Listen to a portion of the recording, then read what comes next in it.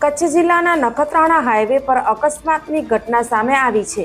નખત્રાણાના ધાવડા અને દેવપર ગામ વચ્ચે ટ્રક અને કાર વચ્ચે સર્જાયેલા અકસ્માતમાં 2 લોકોના ઘટના સ્થળે જ મોત નીપજ્યા છે। આ અકસ્માત એટલો ભયાનક હતો કે કારનો કચ્ચર ઘાણ નીકળી ગયો હતો।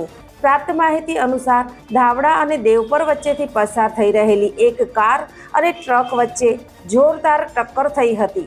આ અકસ્માતને પગલે ચીસાચીસ મચી ગઈ હતી અને આસપાસના લોકો દોડી આવ્યા હતા।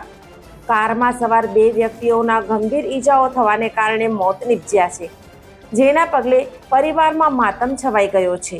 આ કરુણ દુર્ઘટનામાં એક નાની બાળકી સહિત અન્ય 2 વ્યક્તિઓને ગંભીર ઈજાઓ પહોંચી છે।